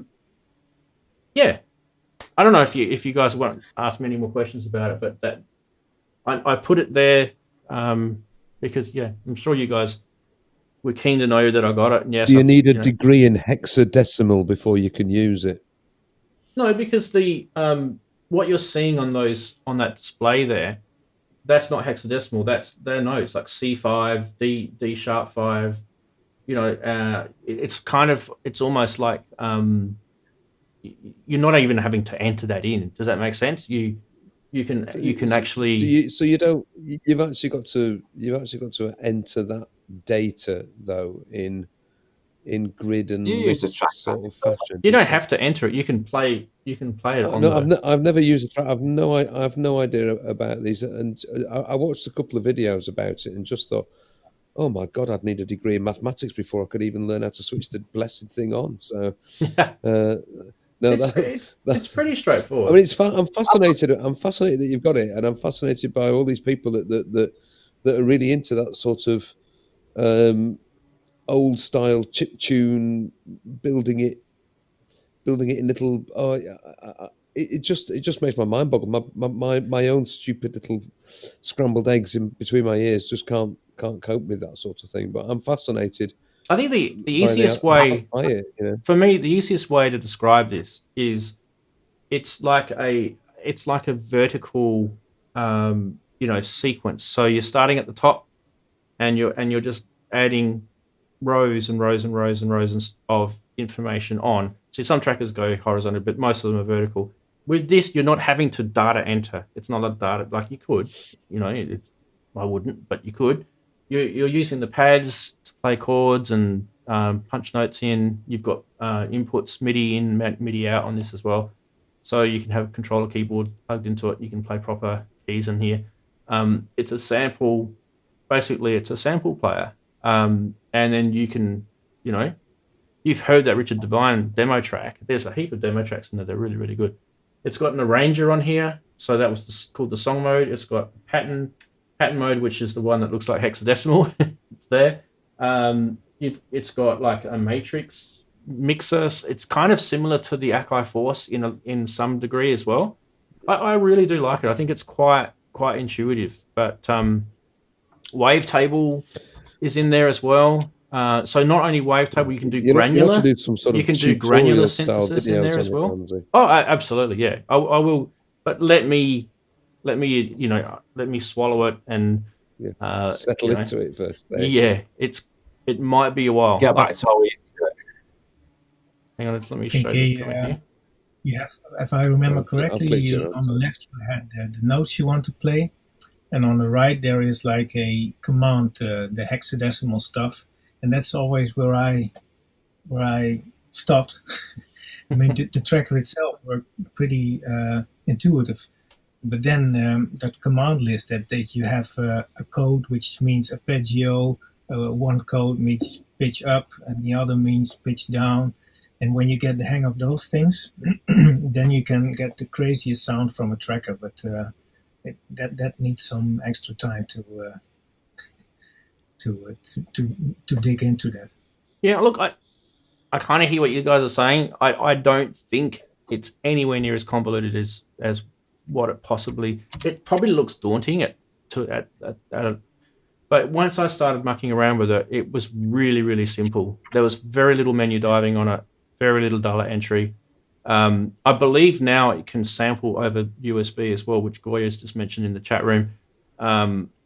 It's one of the things that really kind of got me interested in this is yes, it's the tracker, and that's the sort of romantic, historical part of it. But there's actually some really modern implementations in this, like the wavetable, the granular synth, the sampling over USB, the sampling inputs in here. So it's not just a sample player; it's actually a proper sampler. So, and it does it really, really well. And if you've ever used any of the other Poly-N products, they're actually pretty intuitive. Those guys, they teamed up. You might remember with the Medusa, they teamed up with Dreadbox. Now, in my opinion, like, you look at the companies that are really innovating right now in the music world, Dreadbox are definitely one. They're bringing out products that are really new and unique. And then they teamed up with Poly-N, and they brought that Medusa out, and that is super cool. That I know some people don't like it, but I do. I think it's cool. And then they brought this out, and I'm like, the propeller on my hat was going crazy because the geeky side of me from the old days. Trackers, wow, this is cool. But then they added all that other stuff that I mentioned before, and that's kind of why I liked it. Guys in the chat room are talking about this as we speak, so we should probably include them. People in there are saying it's easier to use than an Electro, which I agree with, definitely. Possibly even easier to use than an MPC. And that's just my very early sort of thoughts. But yeah, it's a different style. Like it doesn't have the big pads like an MPC does. So you could tug a, Novation pad controller into it and use that. So it's like the world's your oyster. So yeah. Look, this is not an ad for Poly-N either. I'm not sponsored by them. I paid for this with my own money, just like everything else here. So, but thumbs up to Poly-N for a good product. And keep bringing them out. Darren, you talk about them fondly with your Eurorack one that you've got, haven't you? What's that Poly-N product you've got in your Eurorack? I haven't got Poly-N. Oh, you haven't? I want to know. I thought you had the No. What was it called? Are you thinking of the? Oh, Hermod. Oh, what you're okay. thinking of? That's the Squarp one. Okay, yeah, but right. I probably was. Yeah. Yeah. I thought Polygogo was what I thought you had, Ah, yeah, Polygogo, yeah. and I keep thinking that's Polyend, and it's not. I don't know why. No, yeah. It's just my stupid brain. Sorry about that. No, I had to quick go with the trackers way back in the day when house music was out on the Amiga and 64. And I thought they were quite cool. Once you got the hang of it, yeah, they're quite cool. That's why I thought Andy had experienced them. No, back in the days. Never. And I don't know anybody who did. I mean, seriously, I knew one guy who used an Amiga, and he was using. Oh, I can't remember the name of the software now. But everybody that I knew was using an Atari ST running Cubase. End of. You might occasionally meet somebody who was using C-Lab Creator, C-Lab Notator, which eventually becomes Logic. But so no, I'd never even heard of the blessed things until this device came out, and then I watched these videos, and I'm going, I haven't got a clue what these guys are talking about. There's a whole chunk there of electronic music making history which has passed me by. I'm like going, how did that happen? No, it was people, using Atari STs with Akai samplers or Roland samplers with a couple of analog synths. That's what we were doing. So Yeah. no, I missed this one. This is a mystery to me, which is why I'm really quite intrigued by hearing Ramsey talk about it and actually enthuse about it, because I watched a load of it. I mean, I watched Lupop's video on this, and I hadn't got a bloody clue what the man was talking about. It was the first time I thought, I don't understand what this man's going on about. It lost me. So yeah, it was Ramsey, over to you. Get your tutorial videos up. Yeah, Lupop's video was good, but it was a bit manual, like a user manual tutorial sort of thing. And he often is, though, isn't he? But yeah. And sometimes that works really, really well for us, it. but sometimes you just want someone to kind of gloss over it and show its power. And I think look, let me get into it. But yeah, like there was a question from Andrew in the chat saying, can you import mod or fast tracker files? There are some mod tracker files you can import into it, I believe. So I haven't tried it yet, and I'm very, very keen, because I've got a whole gigabyte worth of Amiga stuff sitting there, and that would be so cool to bring in a whole bunch of 8-bit or 16-bit sampled stuff into there, because then it's on the SD card in here, and you can then manipulate that however you want, put it into your MPC. I've remembered the name of that. I remember the name of that Amiga software. I think it was called Octamed. Yeah, Octamed. Yeah, does that it was. ring a bell? Is that a tracker software? Is that what Octamed is? Yeah, it's a tracker software. Yep. There were others. There were I knew one person that used it. Probably the most common was Pro Tracker. Pro Tracker was the most common. I think most people used. I knew one person that used it, and so yeah. Yeah, Octamed was. Well, I've still got Octamed now. It's pretty good. But yeah, look, let's not go too much into Polyend's stuff, because sorry. That's okay. You guys you're keen. It's cool. I'm just kind of reluctant on trying to sort of pretend I know what I'm talking about here. But I can, if anyone wants to have a look at it, I'll show them. Let's get a closer look at it. I'll unplug. Then I cheater keyboard. Keyboard. I think I had. So that's I like a closer look at it, and it's all metal. Like, that's metal, right? There's the back end. So there's a USB-C port and a power button on that side, and then your connectivity is purely just, that's an SD card there, a TF SD card, MIDI in, MIDI out, mic, line in, and output. So they're all TRS, 3.5 millimeter, and all the keys are very, very computery. It's very tactile, right? And then these pads are very, like you'd expect, like a mini MPC sort of pads. It's quite good. The screen is actually really, really bright too, and you can change the brightness of the screen if you want to. But yeah, hereth end the Polyend tracker demonstration. Yeah. Now, Gerrit, what's in store for us in future with Retrokits? What can we expect to see from you guys coming up in the near future? You got any tips you'd like to let us sneak peeks or anything like that? Well, we'll expand more on the USB stuff. So we're now working on stuff you can plug into the 6 via USB. So to expand connectivity even more. Wireless in the making. We're now working with MIDI through WebSockets, but talking about it might be a bit technical, but we hope to have some demos up soon, which you can see why that's so nice to have. Yeah. Well, can I grab that one and just kind of mention something? Because what you mentioned to me was that in the pipeline, so this is not, kind of out there for people to consume just yet, but you could grab one of these little Akai 006s, right? And on that you could put like a little HTML web mini sort of framework on there, and then that would then plug into your Mac, and you wouldn't have to do anything on your Mac for you to be able to use web MIDI, because that would take care of the web MIDI stuff that's missing in the Mac Safari browser, right? And that's kind of what the shortcomings are with the Mac. So do you want to just sort of elaborate on that one? That was a pretty cool sort of thing.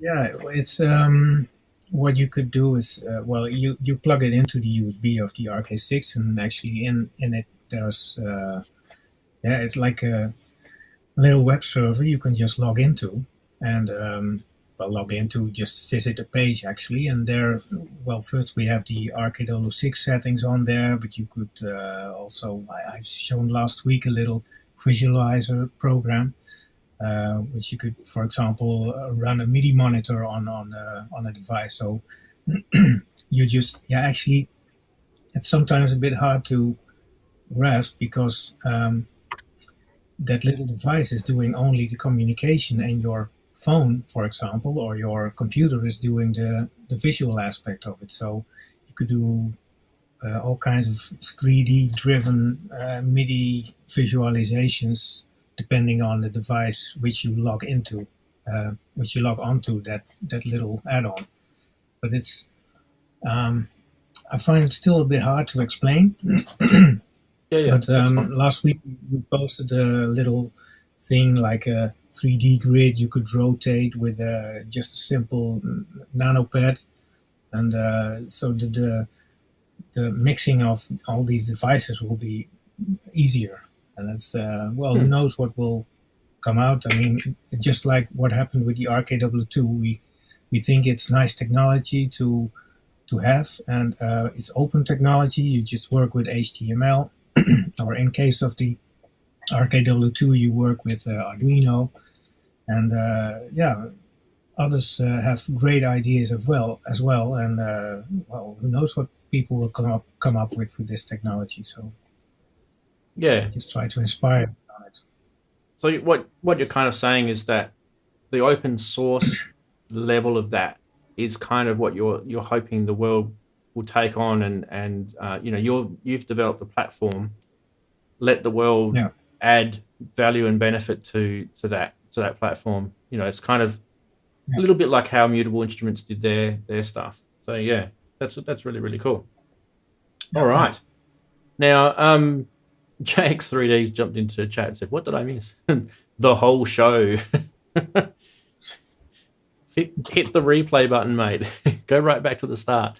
Fantastic. All right. Now we what are we? Couple of hour and 47 minutes into the stream. I think we've done most of what we can do for the show. Unless anyone wants to quickly come in with the last second question for Gerrit, I think we could probably put him out of his misery and wrap the show up. He's been here for a while. He's you didn't have anything else you wanted to show us, did you, Gerrit? You're pretty much you've got everything covered there. Just a couple check. Yeah, I think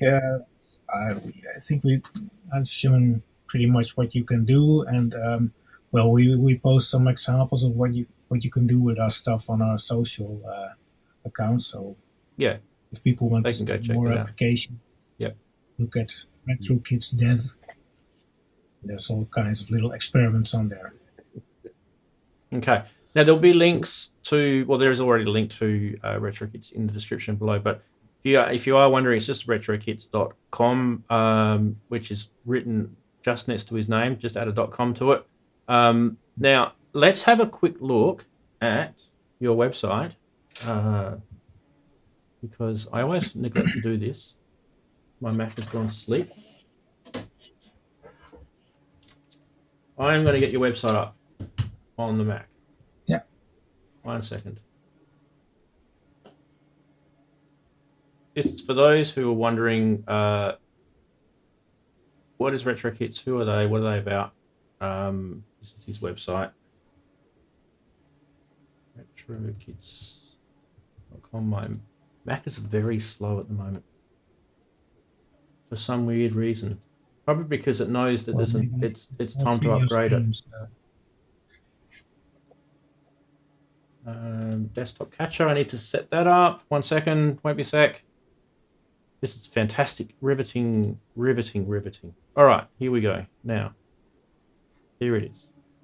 Here's your website. So you can see with your website, there's a whole bunch of products on the front page that you can click in and go to. We talked about the Akai-002, the Akai-006. We talked about the TRS adapter cables as well. We also talked about some of the other things. We didn't talk about the passive mixer board. That's a cool thing. We can check that out. We talked about the voltage connectors, the ground loop isolator. There you go. There's the ground loop isolator for those who are asking about that. Yes. And the DIN sync and the 602 smart cable. And this one's good. The Sean Connery Commander. Yeah. But yeah, let's have a quick look at this just to sort of go into your website a bit. Click on that. There we go. So for this is small 14 kit euros, it's like a kit, right? Yeah. So it's a bit of sometimes you just want to link stuff up together a bit quickly, and don't really want to use a whole mixing panel. This one is just a passive summing mixer, and allows you to just plug in stuff quickly and play around with it. We also have the that would actually be quite handy for Eurorack as well. Is it stereo? Yeah. Yeah, we had a Eurorack front panel for it as well, but not anymore. But I was going to say that's extremely handy. That's the Eurorack panel there, isn't it? No, there is a longer panel for that for Eurorack, but okay. We have been carrying that for a while. But who knows if it's still handy? Then we can make a few. And if you're wondering how to find all of that kind of back end DIY DUI stuff, it's in here. So there's the DUI exchange that you showed before. It goes to a different page. You were showing that before. That's all in there. And also there's a wealth of information about each product under support, which I actually thought you guys have done a really good job of. There's the web settings, the manuals. You can even get into sysx commands and stuff in here. So you just click on them and it'll take you to the various things. So it's all there. And very, very well laid out and easy to read website. So yeah, definitely check that out. Now, I was just going to show you one thing, but I dropped it on the floor. That mixer thing, is that kind of similar to one of those things? Let's see. Yes, I think it's a splitter or a mixer. That's a splitter, I think. This one I think is a combiner, but there are splitter ones as well. Yeah, I'm not sure. I mean, the mixers, the combiners, they have like on the RK3 little resistors to make up for the impedance. You can't really tie up just two audio sources together and then hope it works. not good practice. So No. that's that's a mixer. So And a lot of people use that, like one I just showed you, which I've just dropped again. I'm not going to pick it up again. For MIDI. So a lot of people use that for like using the TRS MIDI as a very rudimentary MIDI. It works, but I must say it works. But whenever you get MIDI problems, you think, hey, my device doesn't sync like it should, or I'm missing notes. The first thing you have to look into is that little splitter, because you need to amplify every MIDI sample, MIDI signal when it goes out, and when you use something like that and split it, then the signal weakens for every output. So just like if you use a summing mixer, the output will become very soft, and the same happens with MIDI signals, and MIDI signal is digital, so when it gets too soft, then your equipment won't react to it properly. Yeah, very so good. You can do it, but yeah, if you have problems, then time to switch to something like the RK6, but like a proper through box. But at any rate, you could just like looking at your website, you can see how many cool little things you guys have got there. So support Gerrit, because he did come onto the show offering his time for free, and I think you guys will agree that they've brought some innovation to our world. Definitely helped us out. Like I definitely think this is like this RK006 is an insanely good product. Get yourselves your hands on that, especially if you're an Akai MPC or Force owner. You're going to want to do that. You're going to plug it in. Okay, Ranza. Yeah, he's already sold me one. You don't need to sell it anymore. I'm over to the website. I'm not talking about you, Andy. How do I punch him? Yeah, you were. Yeah, you were. Don't lie. You were. It's always good to see when I look on social streams and I see what people do with our devices. It's very cool to. It feels like you're a little bit part of it as well. So yeah, it's fun to see. Well, as I always say to all the guests that come on here, you're always welcome back, Gerrit. So it's been awesome having you on. We do have a bit of fun on this show, as you can tell. So next time you can come on, you can let your hair down a little bit more and just be one of the lads if you want to. It's always good fun anyway. So the offer's there. It's past beer hours now, so next time I know what to do.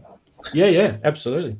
Well, mine's finished, so I need to get the waiter to come out and get. That's only because I'm on my second bottle. I didn't bring enough. You're awfully quiet down there. Fair enough. Guys in the chat room, what are you guys consuming in the chat room? Look, they're all talking about I don't know, Spinal Tap and knobs going to 11 and looks. Oh, it's all native. Are they actually even watching this show? They're talking about other stuff. It's all but blame Native VS. He was just being vulgar. Just vulgar. Now, stop it, man. Stop it. Saturday afternoon, there's no need for it. I need to watch Spinal Tap again. That is a very, very funny show. Very funny show. Yeah. Now, we're going to wrap it up. Yep. And again, isn't it? You've just got to go, okay, I think I'm going to watch Spinal Tap this evening. I know every single line in the bloody film, but I'm going to watch it again. Wagoo's got a pint of Qualfrisch. I don't even know if I've said that right. Qualfrisch. Qualfrisch. Yeah. It'll be from Switzerland, so yeah, it will be. Yeah. It sounds nice.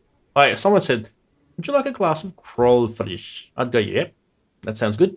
Sounds like it's going to be in one of those really big steins that you need two hands to carry it back to the table with. I'll have one of those. Native VS has just asked, should I quote Frank Zappa lyrics next time? No, not in here. No, You'll get in trouble. PG rated show this. Yeah, absolutely. Yeah. Could try that one on Gaz Williams' show. See if Probably yes. You might like did that. you see poor Gaz on Wednesday?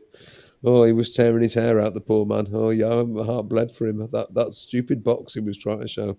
I'd No, have hit no, it with a hammer long before he decided. The funniest one I saw with him was when he had Oh. the dope for the big knob, the joystick thing, Yes. and everyone was just Yeah. it was so It was crass in the just- yeah, chat that was room. great. That was You hilarious. couldn't help it. Yeah. Oh, I mean, honestly, how could you not? If you managed to restrain yourself, then obviously you deserve a new halo. I couldn't. It would just ask for it. Yeah, that for big knob was brilliant. But yeah, did he that loop deck thing? I mean, honestly, I'd have hit it with a hammer long before that. What a bloody stupid box that was. I spent 2 hours of my life watching somebody decide that something was crap. You know, but there we are. We went on the journey with him, didn't we? We all discovered at We the same did. time it was crap. Yeah. I don't, that kind of is disappointing though when you buy something and then you just realize it's Oh, nothing definitely. like Yeah, your heart goes what out they to told him, us but- it was going to be. Yeah. And he's just right. So no, this doesn't work, mate. Send it back and get a refund and go. We've all done it though. Haven't we? We've bought something and it really just didn't work the way you quite were expecting it to. So Yeah. Big Um, Step Be on Pro Black anyway. Friday. I don't know what song ASIO wants me to end the show with. It'll be something like a frozen cat on a bandsaw if I started singing. That's for sure. You don't want that. So long, farewell, auf Wiedersehen, adieu. Get my didgeridoo out. No. Yeah, you don't want me to get. We're not going to go there. Gerrit, you know what a didgeridoo is, don't you? Did you do? Yeah, Yeah, for sure. yeah. He wants me to get my didgeridoo out. Okay, I have the feeling maybe Yeah. it's because I'm Dutch, but I'm feeling this is something else. I have a feeling this show is going downhill very, very quickly here, right? Yeah. That was my feeling. Oh, dear. And yeah, Axel Soft just said Quijada time. Quijada.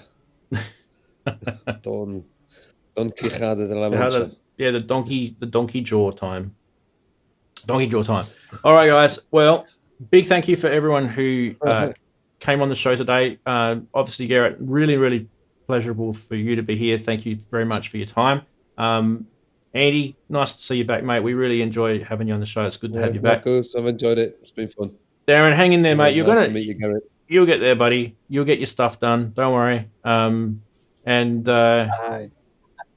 Maybe you could go on social media. Try that for a change or something. That might give that a whirl. You know, if you haven't got any music. I haven't even got time to make my studio now. My social media. I'm just egging you on. Everyone in the chat room, thank you for joining us, guys. Awesome to have you. Don't forget Discord below. Don't forget Patreon if you want to find out more about things that we talked about, like the Polygon tracker, the Blue Arp, my modules, blah, blah, blah, blah, blah. All that's going to happen very, very soon. We just need more people over there. And as I say every week, wave a goodbye. See you later, everyone. Should we do the outro? I think we'll do the outro music. Bye. Yeah, do the outro. Do the Do the outro music.